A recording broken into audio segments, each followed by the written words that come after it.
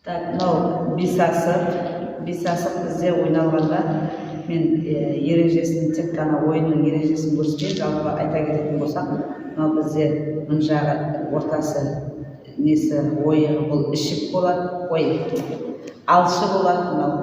Сосын егер де былай түссе бұл тәйкі, мына жағы алшы, мына жағы тәйкі болады. Сосын мына жатқанда бүк, мына жатқанда ішік. Ең бірінші ойын басталмай тұрып, екі ойыншы асық иіреміз. Иіргенде қолды ішке қарай былай иіреміз. Сол кезде міне менде тәйкі ғой, екі бүк, екі ішік. Қарсы команданың ойыншысы иіргенде онда уже алшы бар.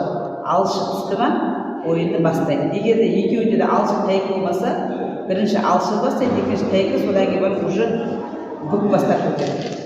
Ал енді міне бірінші бірлікте иіріп шашамыз. Асық денеге тимеу керек. Мына қол жұмсалмау керек, осылай тізе тұру керек. Бірлікте ойнаймыз. Алып отқанда бір-біріне бұл асық тимеу керек. Бұл жақтан да тимеу керек, мына да тимеу керек. Міне бірлік, осылай қоямыз. Соңынан сақаны міндетті түрде қоямыз. Фиксация кішкене жасаймыз. Екілік,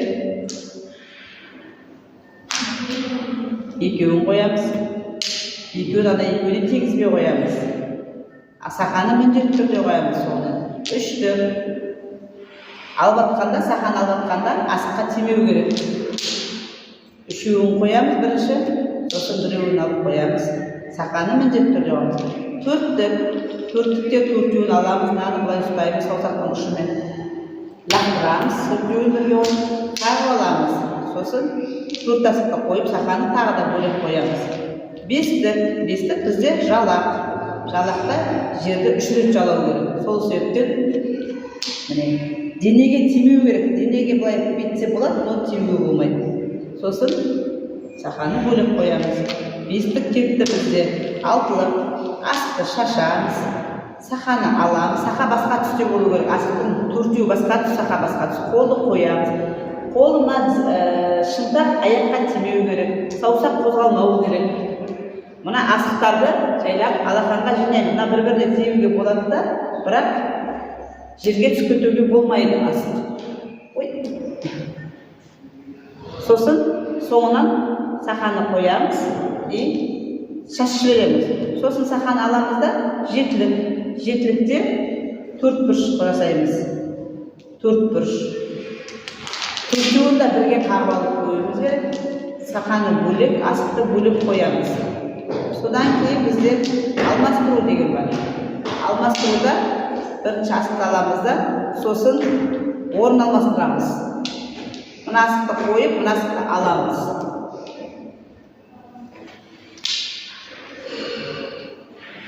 Соңынан барлығын жинап алу керекпіз. Осыдан кейін бізде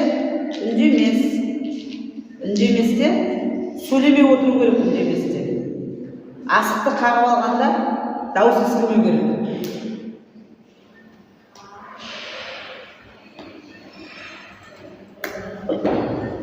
Үндемей отыру керек.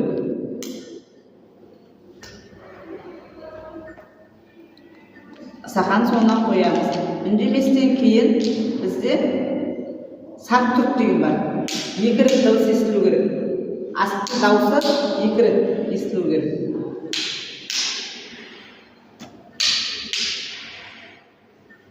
Бізде осыдан кейін сарт түрттан кейін қаршу. Бізде осыдан кейін қаршу.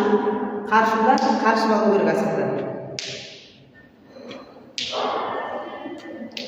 Міне. Қаршудан кейін нәби деген болады. Сыртынан шашамыз. Сақаны алып атқан кезде асық қозғалмау керек. Сақаны алып атқанда. Қарсы команда таңдайды. Мысалы, мынау дейді ма?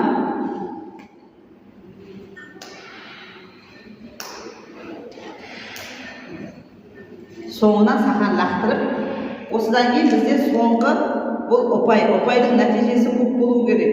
Егер де мен мысалы мына ойынша ұпай салып, оның ұпай саны аз болып, келесі ойыншының ұпай саны көп болса, сол ұтып кетеді. Сол себептен ұпай алғанда, ұпай нағыз шешушісі, ұпайды көп алу керек. Неғұрлым асық ұпай салғанда. Міне, сосын көрсету керек ұпайды. Міне, 40 ұпай дейді. Ұпай нағыз шешушісі асықтың ережесі осылай.